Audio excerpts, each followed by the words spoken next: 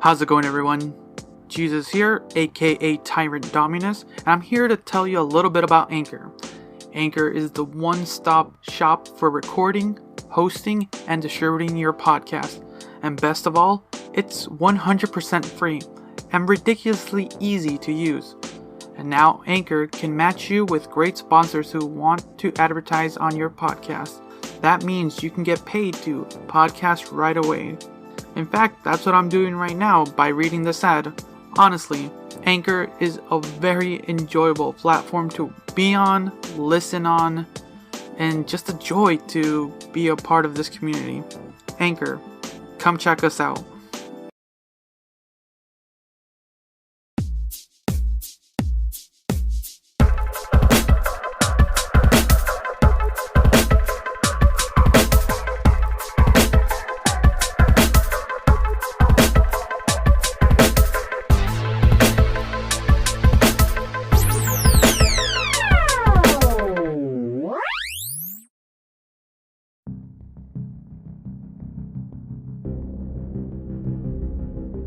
And welcome back to another episode of Reactioncast. It's your host, Jesus, aka Tyrant Dominus, here to bring you the final thoughts and review for the TV series, or the Amazon TV series, Invincible. So, I'll be honest, I've watched the finale 3 times, 2 times full, and then the 3rd time I've just watched the actual finale. Now, boy, does the build-up really hit home. But before we kind of get into that, let me get my kind of like final thoughts and review of the show, because for the most part, throughout the entire, 8 episodes? Yeah, the total 8 episodes of Invincible, there was a lot of plot stuff happening, and there were some more interesting than others. I think a lot of people did not like the Amber thing. I was one of them, but I didn't hate on her as much than some of the others, because a lot of the other stuff was like the crazy stuff that was happening with Nolan / Omni-Man, with Nolan and his wife, and then just Mark overall trying to figure things out. And there was even a note with the whole like Amber and Mark stuff, because they even mentioned in one of the episodes, like, kind of like, you guys have been broken up for months now. It's just one of those things, because the few things that I actually didn't mind, some of the high school kind of the drama that this show was portraying, because yeah, he's a teenager in high school. He needs to be handling this, but then the whole mystery with Nolan and stuff, which for the most part we understood, you kind of figured it out because of what happened in episode 1. Some stuff was gonna happen. If they did it a little later, maybe it would have been more crazy, but it really hit home how episode 1 really told you, like, oh, this show is gonna get crazy, because it's a pretty reasonably interesting story, and it's there's a lot of gore. They did not hold back. This is a true to form mature superhero film. The characters, every character is really interesting. All the voice acting is really well done. From what I've heard around, some of the animation's kind of funky, but I've never really noticed it. Maybe because I was just too excited for some of the cool fight scenes and stuff like that. But for the most part, it was well done. The Amazon Bucks did their job. What else? For the most part, every episode had a fairly compelling story. There wasn't that much, like, I was like, okay, I'll skip this episode. Every episode was pretty interesting. Like I said earlier, the only thing that I didn't enjoy was the latter half of the Amber kind of thing. Like in the beginning, I was like, okay, this is Mark and Amber, but then the whole Nolan and his legacy, technically speaking. So I'm gonna give this I'm gonna give it season 1 because they have already been announced that they're gonna be doing a season 2 and possibly a season 3. I'm not sure, but I know they've been given a season 2. I'm gonna give season 1 of Invincible a solid 9 out of 10 because I found it extremely amazing. There was so many times I was just like in awe and so excited, and most of that finale really drove home the entire season and some of the stuff that was building up. So I'm gonna get into some of the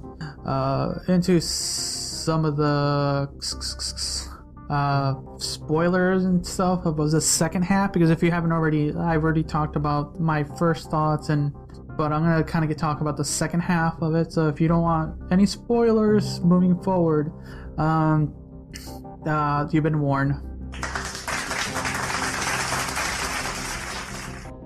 So like I said, the second half, man, was it crazy.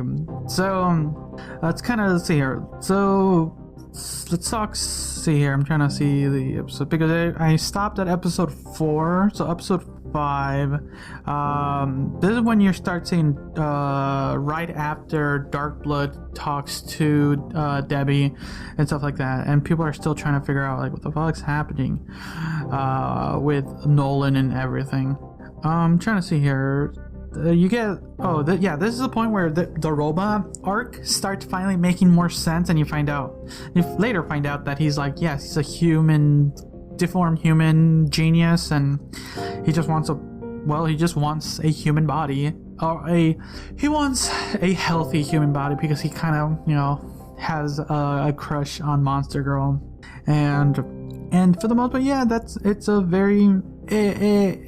it's interesting. But for sure, this is where you get Mark trying to go against Machine Head with what's his name? I forget the name of the guy, or Titan, and they kind of like Mark. This is the first time Mark has to kind of do hero work on a local level, and you kind of really see it. And boy, does he get his ass beat. This is like one of the first times, like you're like he was struggling when he first started, but boy, he got his ass beat for sure. And this is the first time you see kind of like Nolan kind of just not properly help his son, and it was like, whoo. And then you kind of get the second when he finally recovers. He's like, he got beat, he's having issues with Amber, and he just kind of wants to be a normal high schooler. So they do this whole like college arc, or college episode, and it's fun because Mark's just kind of going back to a normality of what a normal high schooler does. Like, oh yeah, I'm gonna go visit a high school, this might be what we do.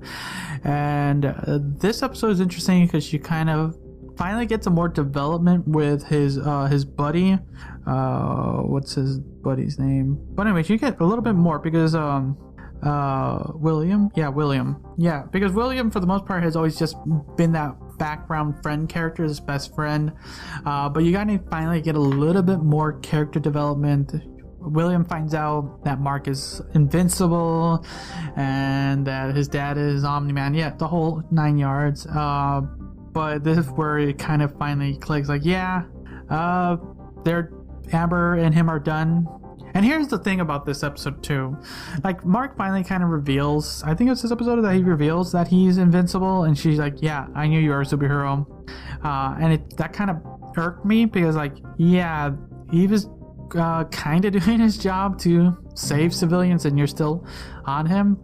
Like, I know he should have told you. Like, I don't know, man. It bugged me a little bit. This is the second half of the Amber thing, because the first part of the Amber thing was fine. Like, oh, this is Mark trying to go out with someone. Yeah, normal. And then they just broke up, and kind of really it, because the last two episodes when Nolan is really going at it, because his wife Debbie is finally like, she's been paranoid, everything. She's really hoping that nothing's like truly happening with with her husband, and all the evidence points to her husband being the murderer, and she's trying to be a good wife and partner, and trying to believe him, but man, when the evidence shows, it's hard on them. And there's also when you get like Mark kind of flying away and going to seek some advice from Eve, just to kind of just get some semblance of who he should be, what he should be doing, because he doesn't know anymore. He's still a pretty young kid, and he's still trying to figure out who he is, and he's a lot of stuff. And this is when Cecil orders to kind of, I'm gonna say quotes, capture or stop, quote unquote, Omni-Man. Yeah, there's no way to do it. And Nolan starts going going to find Mark to kind of then reveal the truth about the Viltrum and stuff. And you get this interesting scenes of Cecil trying to do everything in his power to kind of stall Omni-Man. You get some cool things. You get the giant laser. You get a monster fight, and then you finally get the finale where Mark at first is trying to like, oh yeah, because so like Immortal shows up, like, holy shit, I thought he was dead, and it's like it's all being broadcast, and Omni-Man kills again Immortal, and God, he does not live to his namesake. But yeah, he goes, murders him. Mark thinks that his dad's being brain controlled or something. Something's happening. This is not right, But Omni-Man just kind of like is kind of like that kind of stoic father. Like, hey, no, stop it. Trying to stop a bratty kid. Like, come on, stop throwing a tantrum. Just listen. And he kind of reveals the entire thing. Like, yeah, he's his race. The Viltrumites are a race of basically conquerors, and he was sent to Earth to weaken them, to be part of the Viltrumite Empire and everything. And some cool things lore wise, like they live for thousands of years and things like that. And it's kind of some stuff that it's being overheard by like Cecil and Debbie and the whole team, and it's kind of just depressing because the way he viewed not just humanity, I understand how he viewed humanity, but how he viewed his partner as just like a pet, and like, holy shit, that is fucked up. Like, damn. But and then this ensuing like conflict within Mark, like, hey, like he doesn't care about the Viltrum Empire. He's from Earth. He wants to stay with his friends, his mom, his dad, and then they get into, I'm gonna say, one-sided fight where Mark more Omni-Man gets on Mark and trying to tell him like, hey, you got to take responsibility for your blood and stuff like that.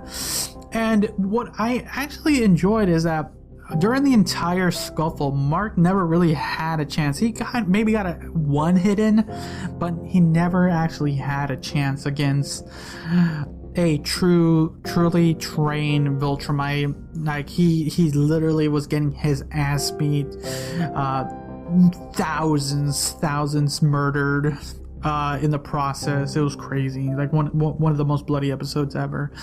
And then you get this kind of crazy conclusion, like a very emotional conclusion, where Omni-Man's kind of just about to kill Mark, and he's like, what's the point of having Mark when he can just spend another 17 years making another kid? And you kind of get this flashback of him like being a proper father, and it really hits home. And you get this very apparently it's a very really touching scene in the comics where when Omni-Man leaves Earth and you see him crying. It is pretty intense, and you kind of get Mark to the hospital and everything. Yeah, he's like he's beat. Like, it's crazy. And even the conclusion, the last like 20 minutes of the finale is like, yeah, shit happened. It's crazy. Like, and that's one of the reasons I really like this thing, because the build-up was, for the most part, the entire build-up to get to this point was well-deserved. Like, even if you knew what was going to happen, this finale was really well done. It, like, really hit home a lot. Like, there was a lot of moments where I was like, oh, shit. Like, I was getting, like, choked up, like, holy shit, he's killing his son. And, like, holy shit. Like, it's crazy. And yeah, it was a very interesting show. I'm really glad that Amazon took the time to get the rights for this show and was able to like present it as an animated show. And I'm glad that it's getting a second season. Hopefully the third season's true. I haven't really looked into it, but I know I can confirm that there is a second season. I'm looking forward to that. And yeah, it's just crazy. So yeah, I always forget. You should let me know what you guys thought in the comments, or depending if you're watching this YouTube or listening on any podcast network. If you're listening to a podcast network, just DM me on Twitter, Instagram, or TikTok. Probably put this on TikTok. I don't know, TikTok's weird. But yeah, let me know what you guys thought about Invincible, the show. What did you like? What did you dislike? So, thanks again for listening. Until next time, see you.